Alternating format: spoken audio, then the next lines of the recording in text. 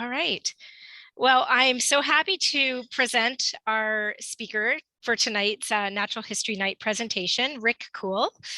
And Rick is currently a professor at the School of Environment and Sustainability at Royal Roads University, where he launched the Masters of Arts program in Environmental Education and Communication program in 2003.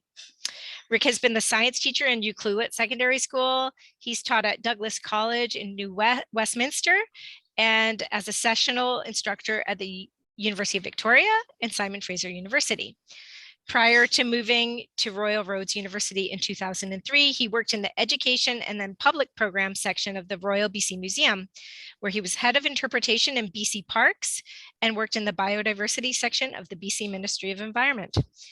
And one of my jobs is as a Wild BC facilitator with the Habitat Conservation Trust Foundation. And Rick also was really responsible for setting up this province-wide network of environmental educators. So thank you for my job, Rick. And today, we're very happy to welcome you and to hear about your talk, The Object's the Thing, the writings of Yorke Edwards, a pioneer of heritage interpretation in Canada. So thank you very much, Rick. I'll pass it over to you. Well, thank you, Stephanie. And it really is an honor to speak to the Victoria Natural History Society as members and friends about this book that Rob Cannings and I put together about Yorke Edwards and his thought, his writings. Rob can't be here tonight, but this whole project has been this really joyful collaboration with a wonderful person, Rob Cannings.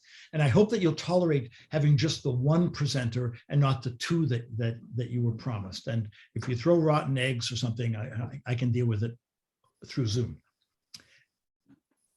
While Yorke Edwards was a very active member, and so the connection with the Natural History Society is very apparent. He was a very active member in the 1950s and 60s. He was also very influential in the growing naturalist community in British Columbia and helped found the BC Nature Council, which was the forerunner of the Federation of BC Naturalists, BC Nature. And he was very active in the Natural History Society. He wrote for the newsletter. He served as president and past president. That was all before I got to British Columbia. I met Yorke when I was a new educator at the then BC Provincial Museum. I came here in 1978. He's now a big guy, but you know, I was at the museum from 1978 while Yorke was the director. He then retired, and I left the museum in 1991. And as Stephanie said, moved to the Ministry of Environment, and then in 2003 moved to Royal Roads. As I note in my chapter of the book, for me personally, this publication was really a way of apologizing to Yorke for not making a stronger connection with him, for not learning more from him, for not seeing this man as someone I could learn a lot from. I liked Yorke when he was the director, and I was a brand new education officer, and I respected his work as director of the museum. But in retrospect, just because I liked him wasn't enough. I didn't get to know him as I should have, and I've regretted that. And so, and I know other people like Rob. In fact, I think all of the Cannings, I see Sid's here, had a very strong relationship with Yorke Edwards. He was a great mentor to many people, and I'll talk more about that later. But in the years since I left the museum and then left BC Parks, Rob and I would just every once in a while we'd get together and talk about what should we do with our shared collection of Yorke's writing, both his unpublished papers and talks, which he had many of, and what I would call his marginally published writings that were published, but they'd be very hard to find today. And we spoke about this for years until finally in the summer of 2018, I wrote this email to Rob saying, let's get going on this thing. And while I didn't retire in 2020, the museum ultimately, through the publisher Eve Rickards, thought that this idea had merit to write about the fifth director of the Royal BC Museum, and gave us the green light to go ahead. And so for about 18 months, Rob and I pulled together Yorke's material as it related to his thinking about park and heritage interpretation. His bibliography is enormous. We were focused just on this one piece of it. And so I began collecting and organizing his papers. I started with that. I'd be scanning papers, turning them into something that I could deal with. I learned that optical character readers don't particularly like dot matrix printing. Spent a lot of time retyping things. While I was pulling together all these articles of Yorke's and scanning them, Rob wrote a very nice biography of Yorke that begins the volume and put together a very extensive bibliography of Yorke's interpretation-related writings. And that's all in the back of the book. So I began to get permissions to use his writing from a number of organizations. I found photographs. His family gave me material. Good friends at BC Parks looked in the dark corners, and others with connections to Yorke in the early days of BC Parks also facilitated the work of putting this together. And at the end of it all, we ended up with this volume. We had some concerns about the cover, but ended up coming to terms with the cover. We had a wonderful foreword by Bob Peart, who's also a friend of Yorke's and a man who was influenced by Yorke. So let me tell you a little bit about this guy. Yorke Edwards, Roger Yorke Edwards, was born in Toronto in 1924. He was an only child. He was self-contained and he was self-motivated. He had read the classics of natural history available to a young naturalist at the time, people like Ernest Seton and Thornton Burgess, and he became a biologist as a young person. He memorized the plumage of all the species he came across. He used the Audubon charts. He began his birding notebooks, began when he was 12 years old, January 1937. And he found other young naturalists, including this young kid named John Crosby, who later became one of Canada's foremost bird artists and did the paintings of birds that were featured for many years on Canadian printed money. In 1940, these two guys rode around Toronto on their bicycles, frenetically looking for birds. He had very interesting friends who became well-known scientists, many of them, including this fellow, Doc Ritchie. But I could ask the question, how did Yorke become the father, you might say, of park interpretation in BC and Canada? And I'd like to present just a couple pieces of this guy that might help us to understand how he became what he became. First of all, he was an adventurous kid. As a young man, he was able to get out and about looking for birds in the Toronto of the early 1940s.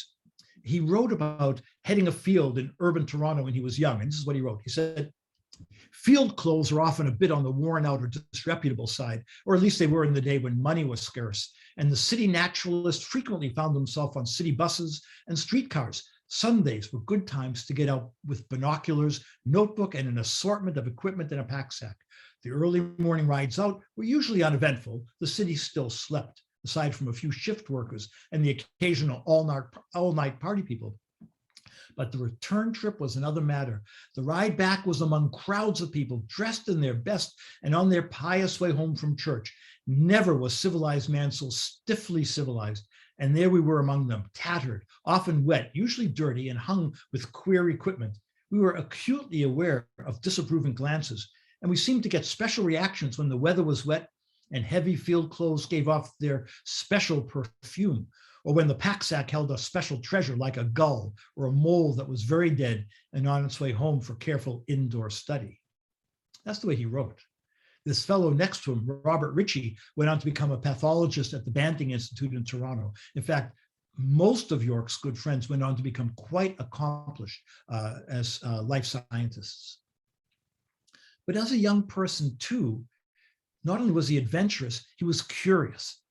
So not only did he love to get out into nature, but he found that the exhibits and information located in museums enhanced his understanding and even gave his life a more serious direction. Yorke wrote, "Early in high school years in Toronto, I discovered the Royal Ontario Museum. I went there often, as I recall, perhaps too often. For looking back, I suspect that I was underfoot a lot. But everyone was kind and patient, and perhaps I was shy enough about the high status of my museum heroes that my visits were not too long. My invasion of Rome and its invasion of me were piecemeal processes. At first, the public galleries were the sole attraction. But in the public gallery, I soon made friends. Security guards and the sales lady in the museum shop saw me so much that their curiosity prodded them into speaking to me. Through them, I began to suspect that behind the closed doors was the real museum. Perhaps a year later, being increasingly active as a bird watcher, I was meeting other bird addicts in the wilder fringes of Toronto, and one of them, I found to my joy, worked at the ROM.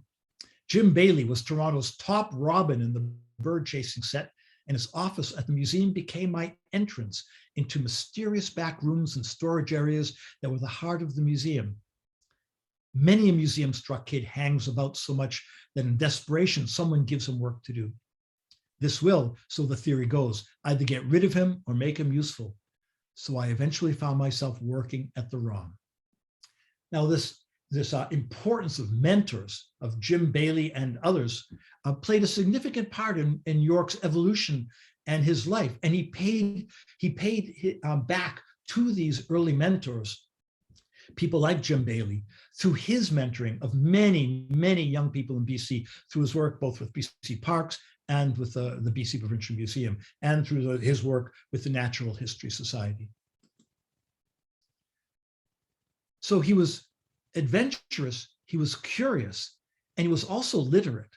He wrote a lot, even in those early days, even in his teen years. His diaries and field notes are highly organized and filled with exquisite detail, augmented by sketches and photographs. The tone is serious and earnest. He's very clear that observing and understanding nature is going to be his life. Several teenage manuscripts were rejected, but there was a success. One of Yorke's, maybe his first published article, which was illustrated by John Crosby, was the result of their intense birding activity. The magazine's editor and the ROM staff who reviewed it were impressed. And this acceptance letter is in the the Provincial Archives from 1941, a teenager still. And here's the article, and it's the first one or second one in our publication. From 1942, 6 wood warblers printed in Canadian Nature, illustrations by John Crosby. This first published piece set a high standard for clarity and expressiveness that Yorke pursued for the rest of his writing career. And the editor, you see in the lower right-hand corner, has an editor's note. It talks about these 2 high school students, enthusiastic teenage lads who delight in the healthy environment of field and woodland. Their work, however, is exceptional in its beauty and promise. Exceptional in its beauty and promise indeed, for these 2 young men to go on and help to build the nature movement in Canada. But Yorke was taking his life seriously about what he was going to do. And in 1944, a 19-year-old Yorke Edwards wrote to Rudolf Anderson, who was the chief of biology at the National Museum in Ottawa, with particular questions on the focus of his budding career in zoology. And what he says here is, for several years now, in theory, I have considered myself a budding mammologist as well as an ornithologist. As far as mammalogy goes, it is still a theory. That it has remained as such is not my fault. However, the fault lies in Toronto's lack of a leading figure in that field. The result is that whereas the city is overstocked with ornithologists of all ages and abilities, I know of only a few men who touch on mammalogy. And a couple of weeks later, he got a reply from Anderson. And a reply full of details on mammal identification and the building of collections and the life of a working zoologist. Anderson must have recognized the commitment in Yorke's letter and thoughtfully took considerable time from his own work, which he says is demanding, to encourage this young man and his growth as a biologist. Again, the importance of mentors in all of our lives we don't often really always recognize the importance. He wrote to Yorke several times in the early 1940s with more information, literature, and guidance on publishing, and was instrumental in publishing Yorke's first scientific paper.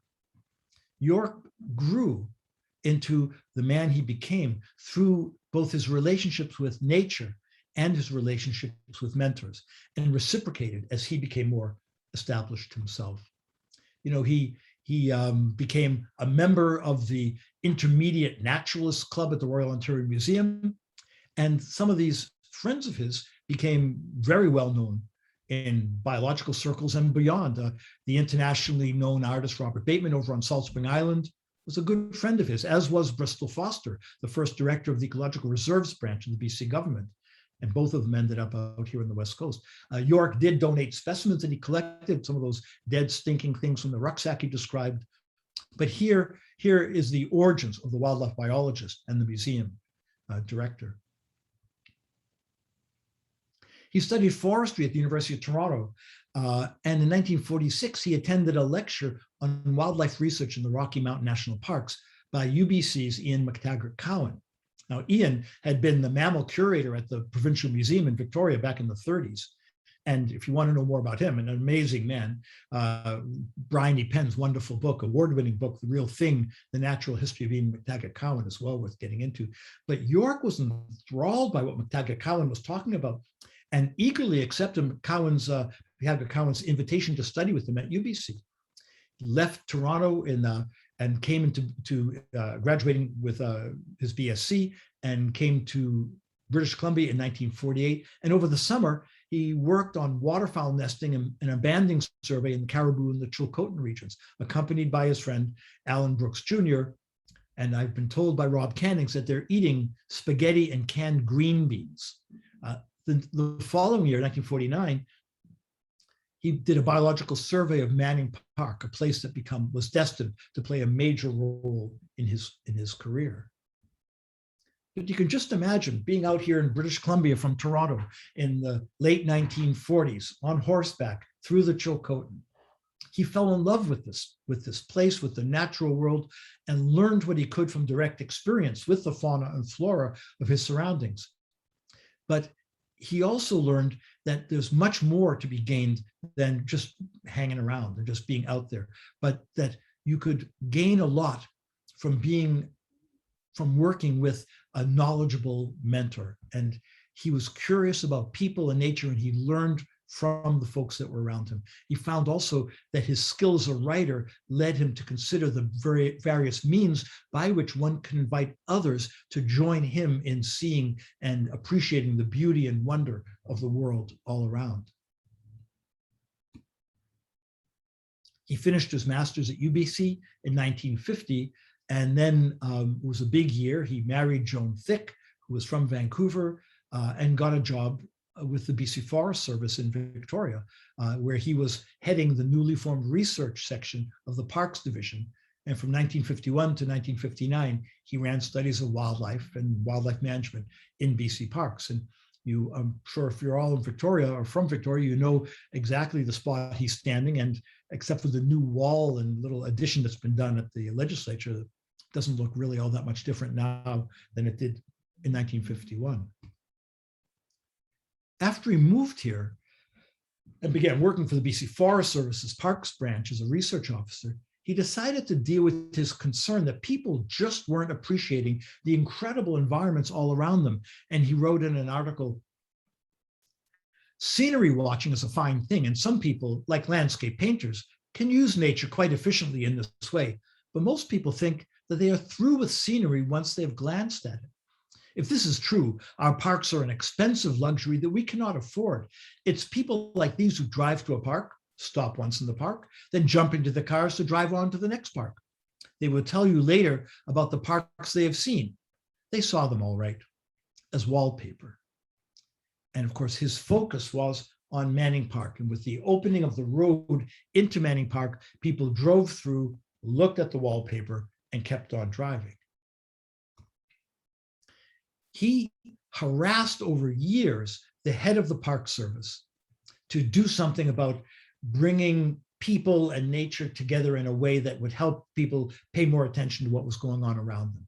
And in 1957, he was given $300, a summer student, and told to create something new in Manning Provincial Park.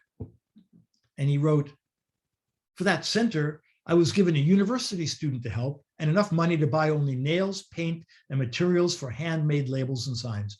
We salvaged 2 wooden tent floors from a deserted construction camp, found 2 discarded tents in the local forestry station, and these we made into the first nature house. The local refuse dump yielded treasures like boxes, pails, and tubs with repairable leaks, bits of wood for signs, and other free supplies. A distant artist friend sent rough paintings of local birds for an exhibit. We photographed things, we made diagrams, created catchy titles, found objects in the wild surroundings, and combined all these into exhibits. Each simple message was somehow illustrated by objects or pictures, and each one just outside the tent. The first center got results at small costs because it could only afford to be as simple and as creatively effective as possible. Creative thinking in a garbage heap or in a nature center need not be costly." So he began this experiment in public communication in the summer of 1957. In 1958, he wrote a paper which we actually didn't find until after the book was published, where he talked about the opening of the nature house. He wrote, "On opening day, the nature house was described by one visitor as he approached it as looking like a cook tent for a construction crew. Yet the response of the public was immediate. 3 days later, 1,000 people had viewed the exhibits, and it was obvious that the park branch was in the interpretation business." So already in 1958, he was using that term of interpretation, of interpreting nature to people, to visitors. They gave him an office in Victoria where he could begin to really develop his ideas. As a manager and a supervisor, Yorke was considered to be thoughtful, innovative, and tireless. He was also charming, humorous, and kind. He was hands-on. He worked continually with naturalists. Most of them were younger and were just keen to do this work. He was on the road in 1960 for 75 days, driving from park to park, checking on the skills and the morale of these summer naturalists, seeking ideas for exhibits, drafting new pamphlets and signs, looking for places to start new park programs. He was also fussy, and I heard stories of him putting on white gloves at times to make sure that exhibits had been properly dusted and cleaned. And he brought young people in to begin this movement around interpreting nature. The picture here is of Frank Buffum, now Dr. Frank Buffum, now a retired professor of ophthalmology at UBC, described, and Dr. Buffum, who lives here in Victoria, described Yorke, when I first met Frank, he described Yorke as the best teacher I ever had. High praise from a man through university, through medical school. Yorke was the best teacher I ever had. This was Frank at Wickeninish Provincial Park, now part of Pacific Rim. Yorke wrote, "A young medical student," this gentleman, "a young medical student returned annually to lead walks and give talks in Wickeninish Provincial Park, now part of Pacific Rim National Park on the rugged and rather remote west coast of Vancouver Island. Like all ocean beaches in British Columbia, Long Beach is strewn with logs moved about by high tides. Before every evening talk, Frank Buffum arranged logs into seating so his audience faced west. Then, as the sun set into the Pacific Ocean and the surf foamed onto the beach in endless processions, he told tales of the great whaling canoes that local Indian hunters once paddled over that horizon, or told of the improbable animals that swarmed in the world of water stretching to Japan and in the wet sand beneath their very feet." He brought young people in. By 1962, his ideas were becoming more solidified, and he wrote about interpretation. A nature interpretation program is one of the most complicated things imaginable if it is broad in scope and uses a number of techniques to deliver its messages to the public. It is so complicated that I am sure there never will be a really adequate nature interpretation program. The complete program would be too vast to even outline adequately here, but as a partial outline, let me offer the following. There should be a complete and accurate knowledge of most parts of botany, zoology, anthropology, local history, ecology, meteorology, and geology. But accurate and detailed knowledge of these is not enough. There must be present an ability to give these facts to people who know little or nothing about them, being at the same time simple and accurate while using few words and using everyday words. In short, we're describing an interpreter who knows all about everything in the natural sciences. And in spite of his knowledge and of his job to pass on this knowledge, he would never appear to be an intellectual. Sometimes, however, I think that the description just given portrays a deadly dull interpreter. This Superman would do fairly well as an interpreter, but I'm sure that I have seen better interpreters than he would be. One of the best that I've met and recently hired is a 70-year-old man who knows little about many fields of natural history. And in several fields, I admit that he is a gold mine of misinformation. But he has one glorious attribute that more than makes up for his shortcomings as an encyclopedia, and that is his ability to inspire people into becoming permanently and actively interested in natural history. There could be no greater attribute in an interpreter than an infectious enthusiasm. I mean, isn't that wonderful, right? And that's what interpretation was for Yorke. Even by 1964, he laid out his ideas. He said, so what is interpretation in parks? He said it's showing people real things, orienting people with directions and facts, informing people with well-chosen words, inspiring people into the action of learning more for themselves, entertaining so that people will come to you to be shown, oriented, informed, inspired, and entertained. To do these things, an interpreter must know what he's talking about and know how to say it so that people listen. This was the core of Yorke's idea, that it was really about offering communication that would change people, that would drag them into these landscapes, and they would see the landscapes anew as if they were there for the first time. In his 1979 book, he talked about interpretation is communication about the things that are right there, helping to communicate. The ingredient that transforms information into interpretation is supplied by the presence of the real thing. The subject itself does much of its own communicating simply by being there, using things and other methods of communication appropriate to his purpose. The successful interpreter has the ability to reach into people's minds and there to create interest, understanding, delight, revelation, and sometimes a lifelong new interest. Interpretation's purpose is to change people by exposing them to nature, to their environment, to landscapes, to the world about them, which all means much the same thing. And this was what some lucky people got to do for their summer work and some for their entire professional life. I found that in going through Yorke's writing, that he uses many words that I've long been fond of, words that I've used to describe what I hope to do as a teacher. He uses the term revelation 6 times in our manuscript. I've long believed that part of the job of any teacher is to work towards revealing things that are hidden, at the same time being open to revelation themselves. And Yorke says, quoting from him in 1968, there's nothing mysterious about interpretation. It simply uses the most effective methods available to trying to infect its audience with interest, enthusiasm, and revelation. And elsewhere he wrote, interpretation sows seeds, skillfully chosen, imaginatively treated, that will grow into inspiration, revelation, involvement, and in some cases, a new lifelong passion. Inspiration comes up many, many times in his writings. He says, interpretation operates on the spot with real things that are in meaningful surroundings. This is the strength of nature interpretation. And this is why inspiration and revelation can so often be its result. People like Bill Merrilies, one of the very early BC Parks naturalists, did this inspiration and revelation work brilliantly.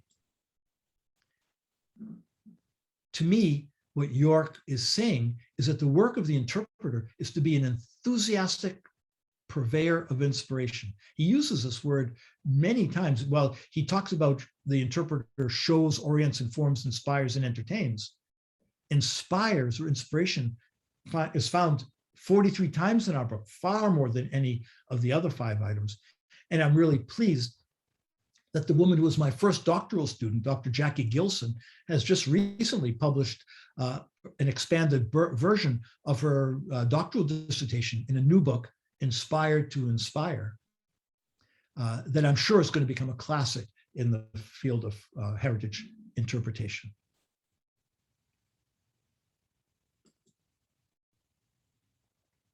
And the adjective enthusiastic or enthusiasm also makes a frequent appearance in the text.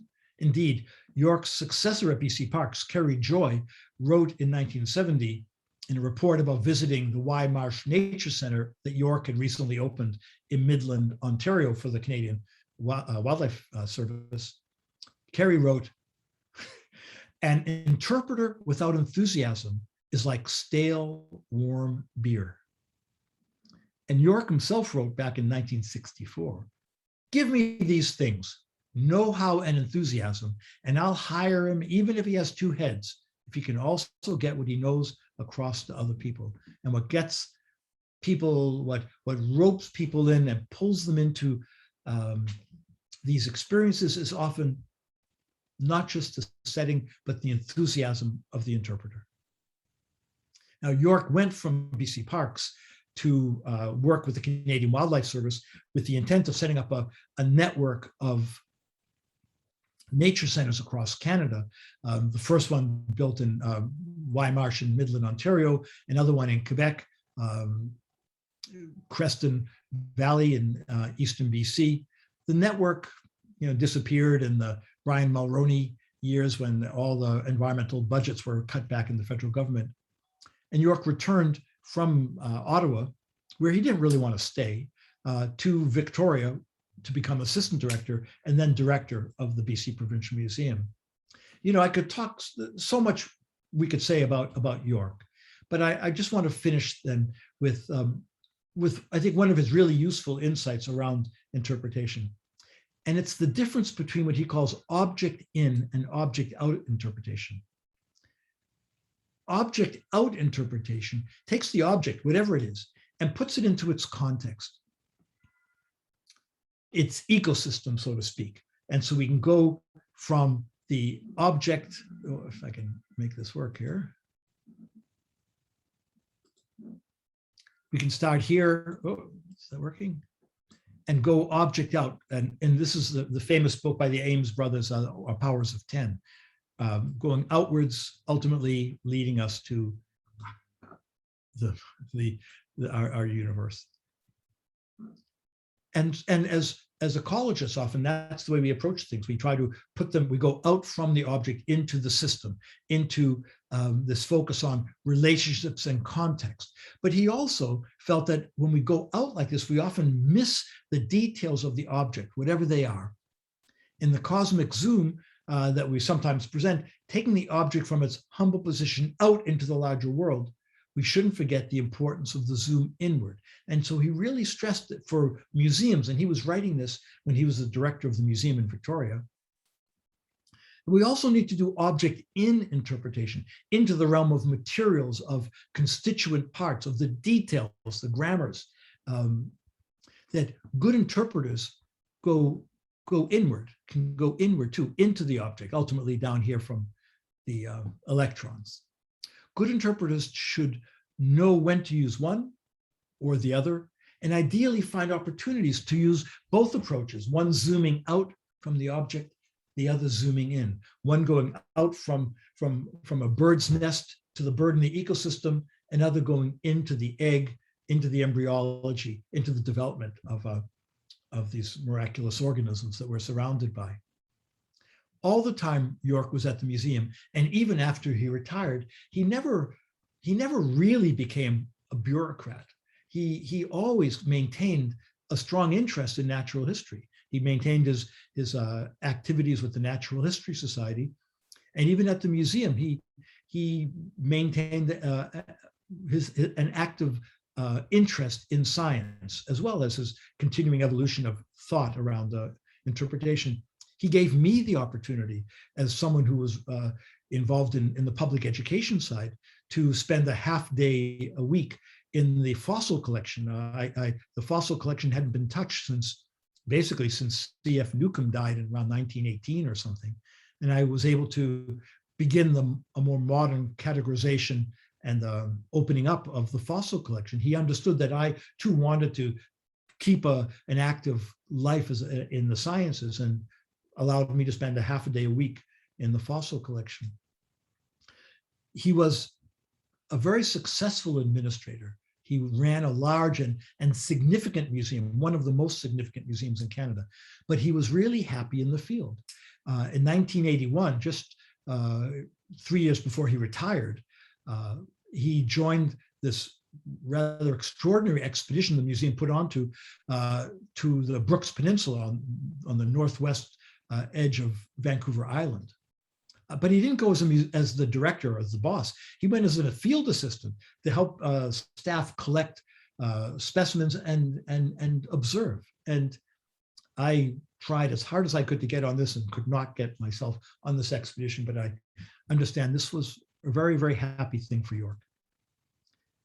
Throughout his long career, he presented hundreds of talks and dozens of speeches on many subjects to many audiences, from school kids to scientific societies to landscape architects to naturalists to politicians and seniors groups. He published over 400 titles. Some of his early writings and papers on wildlife and forestry are now minor classics, many of those dealing with nature interpretation, parks and museums, which were perhaps his most influential, are the main subject of our new book. And Rob and I were really just deeply pleased to bring someone who had essentially been lost to the professional world of heritage interpretation back to a place that we think really is his due. Canadians tend to disappear and Americans tend to dominate the histories, and we wanted to make sure that this Canadian really was not forgotten. He wrote extensively about museum work, research and science in museums. He also wrote widely on his first love, birds, and he watched them from the sunroom and patio of his home overlooking the Juan de Fuca Strait with a beer in his hand. That was something he loved. Naturalist newsletters, magazines are full of his articles about people and the natural world. He wrote dozens of book reviews and forwards to books. He also wrote 2 books of his own. One of them is called The Mountain Barrier, and it's a wonderful book, a popular treatment of the ecology of the mountains of Western Canada. And he also wrote a book called The Land Speaks, harder to find, but it's a more detailed presentation of his philosophy about nature interpretation and nature interpretation and its implementation. Rudolf Anderson, the head of biology at the National Museum's confidence in Yorke, as expressed in his 1944 letter, was not misplaced. This eager student grew into a man whose thoughts and energies have helped shape the minds and lives of countless naturalists across the country, whether they knew him, are aware of him, or not. For almost half a century, Yorke Edwards was a pioneer in wildlife biology, nature education, conservation, and museum life, stimulating people to think more deeply about the world and our place in it. But enough. Let me finish with Yorke's final words in our book, words written in 1987 after his retirement from the BC Provincial Museum, words that really resonated with me as someone who's taken my work as a teacher very seriously. Yorke wrote, "Interpretation is satisfying work, often pure pleasure. The rewards most memorable were the pleasures of watching the dawn of understanding on people's faces and the satisfaction of observing people finding delight in the discovering of the details of the Earth's surface. Even so, such feedback is fragmentary. Like all educators, interpreters never can know how far the ripples travel from where they have dropped new understandings. He understood that he gave it his best, but really this kind of work, the work of educating, the work of interpretation, is a faith-based work. We do the work with the faith that what we do is meaningful and will affect people in a way that we will likely never know. But this project for me has been my way of thanking Yorke posthumously. He never knew that I would want to do something like this, but I'm pleased that I've been able to thank him even in this way. And thank you very much to the Natural History Society for inviting me to speak tonight. Thank you so much, Rick. Okay, you got the screen back now, Stephanie. Yeah, that was so interesting. I wanted to open up the floor for questions for Rick or comments. Feel free to unmute yourself and ask a question, or put your questions in the chat if you have any.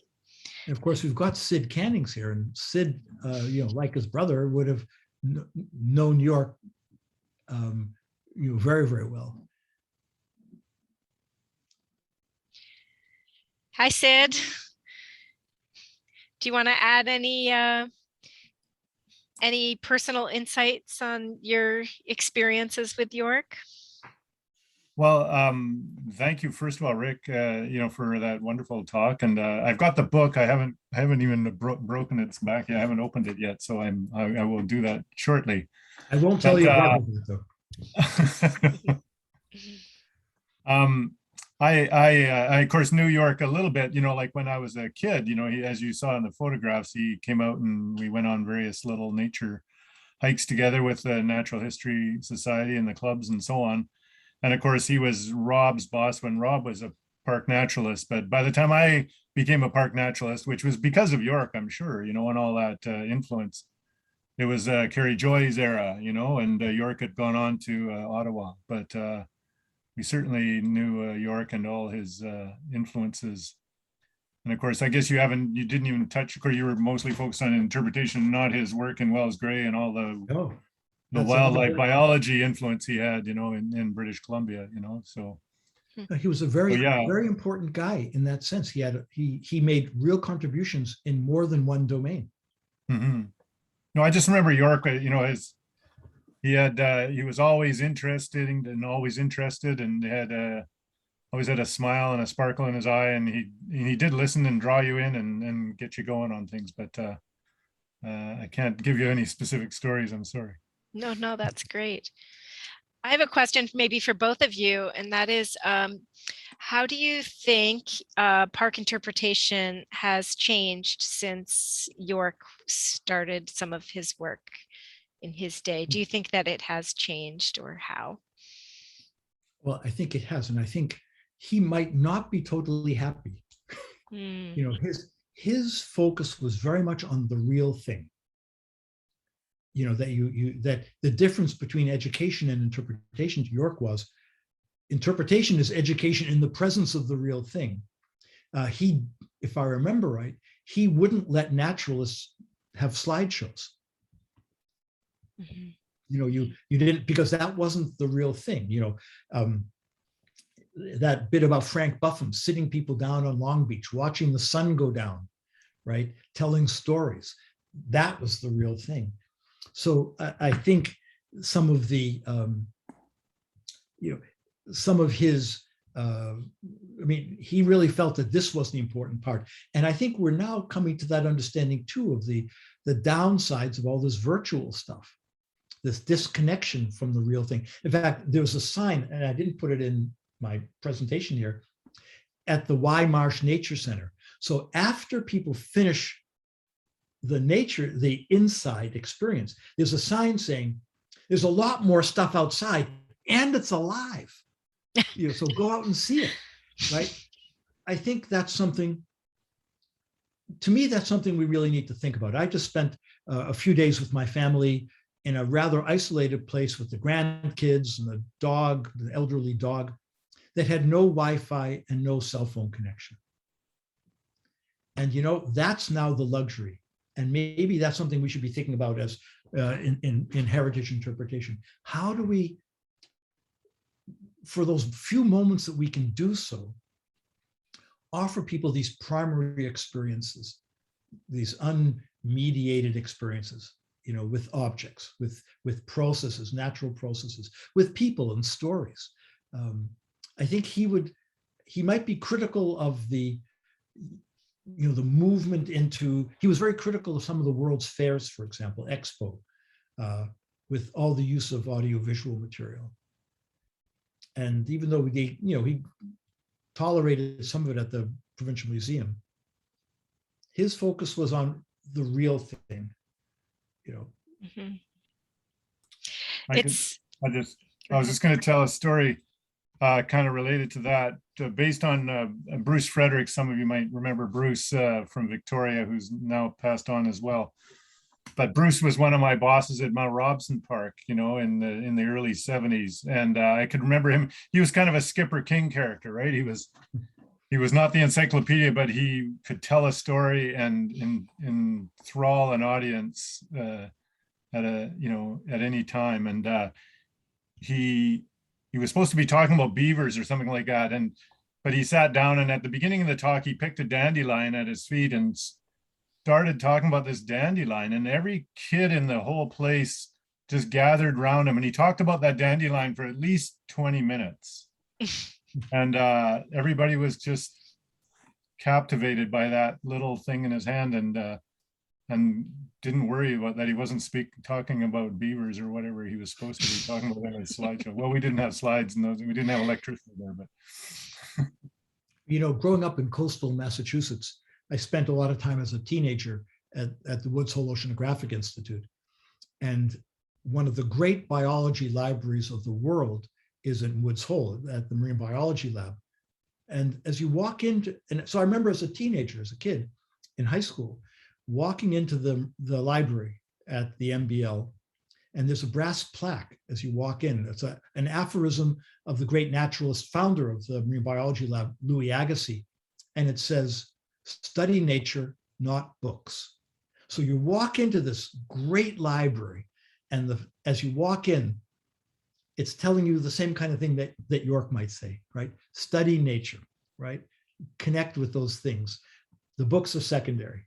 And, and so in that context, I'd be curious, I presented some of the stuff to the, to Interpret Canada, and, it's, I think it's a good conversation to have. I wonder what he would think about all the apps, the get outdoors and use your phone as a identification tool, or.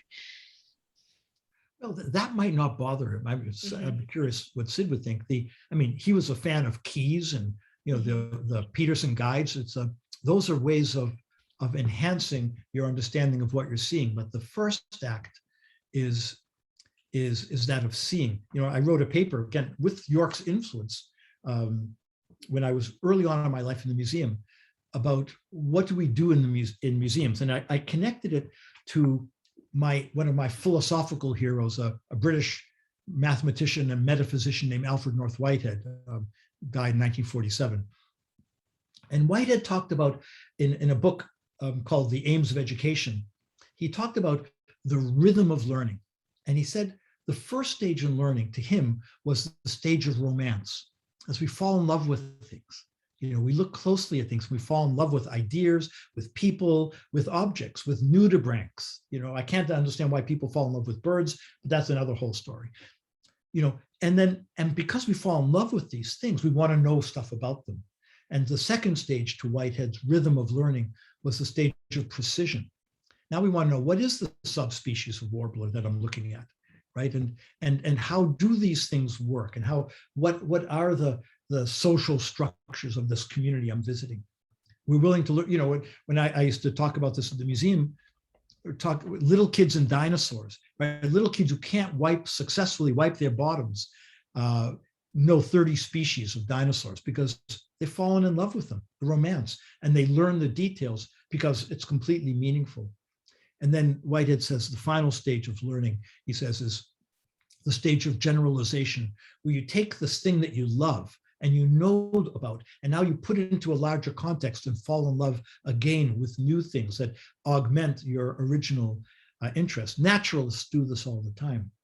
I think those guides and iNaturalist are wonderful tools for helping us go beyond the romance that attracts us, that pulls us into looking closely and isolating these interesting phenomenon from all the rest of the noise, and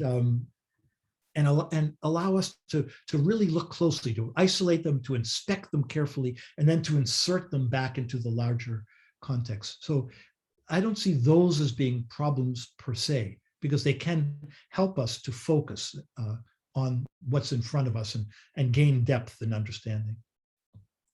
But they're not a replacement. Yeah. No, but iNaturalist, for example, it's not looking at your phone, it's looking at the real thing.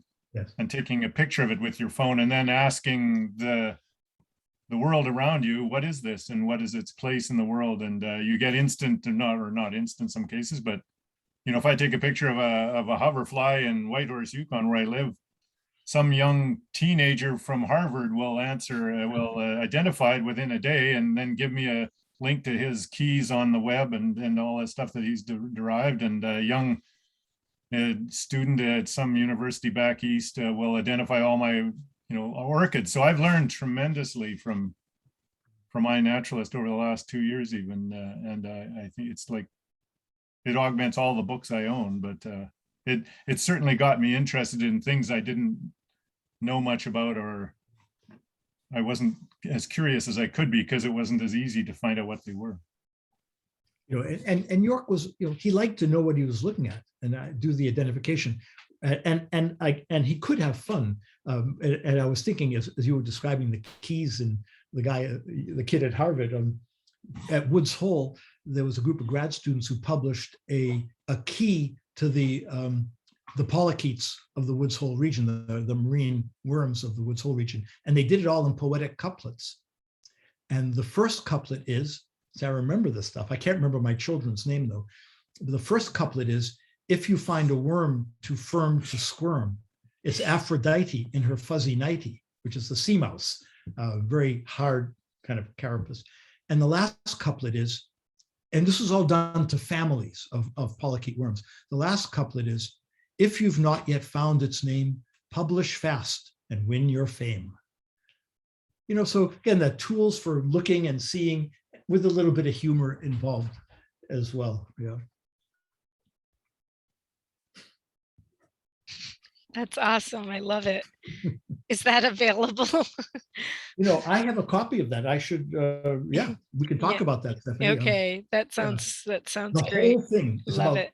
there must be at least 30 families of worms, of polychaete worms, all in poetic couplets.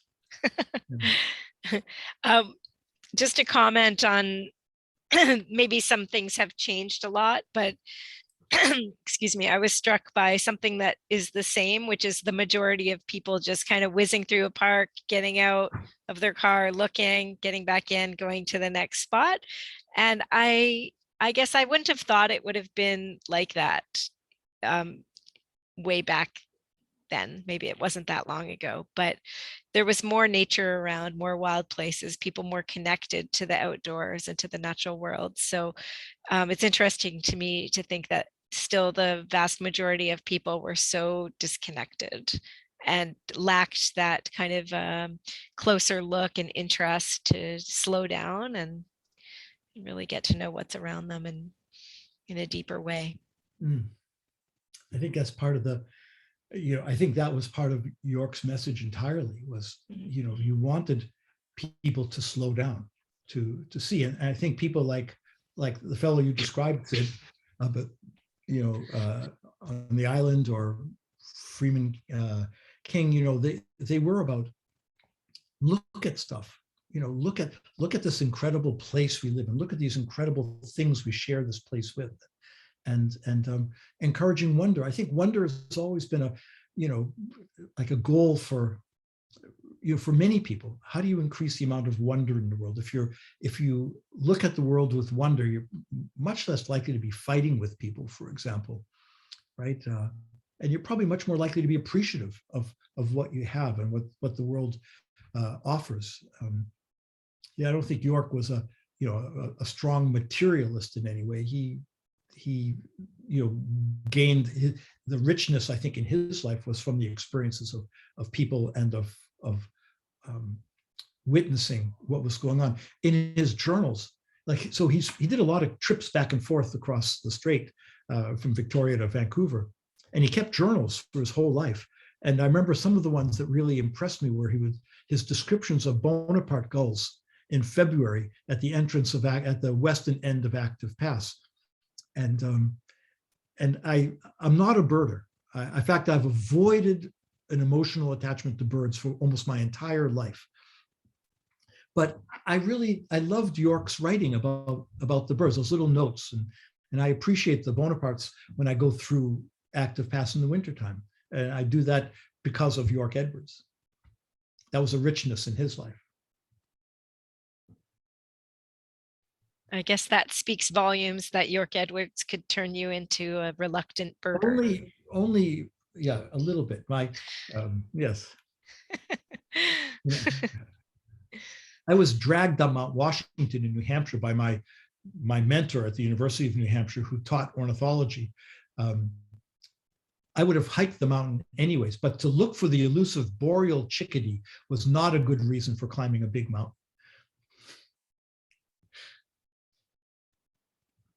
Yeah. But better than the people who drive up. I was just going to tell, I don't know if it has to do with Yorke, but just this idea of wonder and broadening your thing, and iNaturalist, and then we're pulling together. There's a friend of mine here in Whitehorse who's a trapper, and he teaches trapping, to the, if you want to be a trapper, you have to take his course,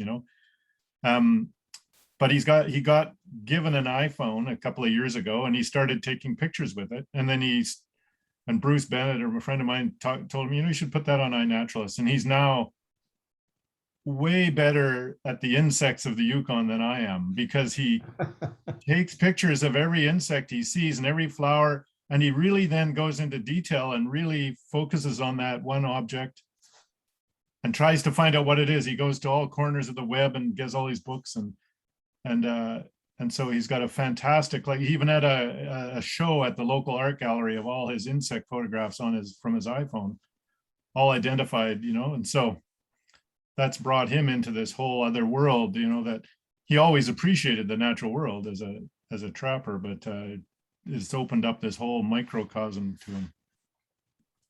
And then he's going to potentially give that same level of enthusiastic, I talked about interpreters being enthusiastic purveyors of information, and you can only imagine that stuff spills over a wee bit into his classes, teaching young trappers.